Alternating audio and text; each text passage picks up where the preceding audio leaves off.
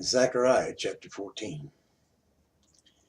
Behold, the day of the Lord cometh, and thy spoil shall be divided in the midst of thee. For I will gather all nations against Jerusalem to battle, and the city shall be taken, and the houses rifled, and the women ravished, and half of the city shall go forth into captivity, and the residue of the people shall not be cut off from the city. Then shall the Lord go forth and fight against those nations, as when he fought in the day of battle. And his feet shall stand in that day upon the Mount of Olives, which is before Jerusalem on the east, and on the Mount of Olives shall cleave in the midst thereof toward the east and toward the west. And there shall be a very great valley, and half of the mountain shall remove toward the north, and half of it toward the south. And ye shall flee to the valley of the mountains, for the valley of the mountains shall reach unto Azal. Yea, ye shall flee, like as ye fled from before the earthquake in the days of Uzziah, king of Judah. And the Lord my God shall come, and all the saints with thee. And it shall come to pass in that day that the light shall not be clear nor dark, but it shall be one day which shall be known to the Lord, not day nor night.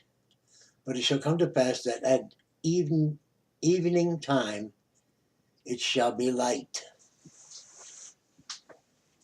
And it shall be in that day that living waters shall go out from Jerusalem, half of them towards the former sea, and half of them towards the hinder sea.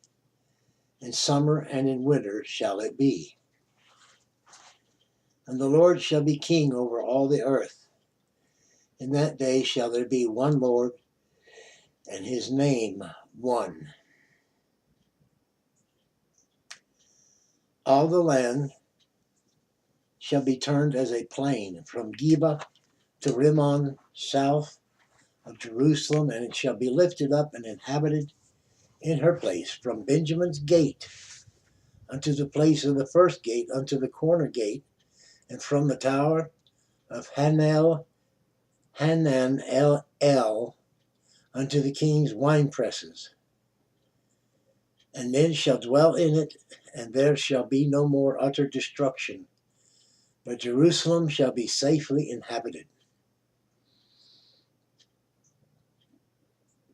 And this shall be the plague wherewith the Lord will smite all the people that have fought against Jerusalem. Their flesh shall consume away while they stand upon their feet, and their eyes shall consume away in their holes, and their tongue shall consume away in their mouth. And it shall come to pass in that day that a great tumult from the Lord shall be among them, and they shall lay hold every one on the hand of his neighbor, and his hand shall rise up against the hand of his neighbor. And Judah also shall fight at Jerusalem. And the wealth of all the heathen round about shall be gathered together, gold and silver and apparel in great abundance. And so shall be the plague of the horse, of the mule, of the camel, and of the ass, and of all the beasts that shall be in these tents as this plague. It shall come to pass that every one that is left of all the nations which came against Jerusalem shall even go up from year to year to worship the King, the Lord of hosts, and to keep the Feast of Tabernacles. And it shall be that whoso will not come up of all the families of the earth unto Jerusalem to worship the King, the Lord of hosts, even upon them shall be no rain. And if the family of Egypt go not up, and come not, that have no rain, there shall be plague, wherewith the Lord will smite the heathen that come not up to keep the Feast of Tabernacles. This shall be the punishment of Egypt, and the punishment of all nations that come not up to keep the Feast of Tabernacles.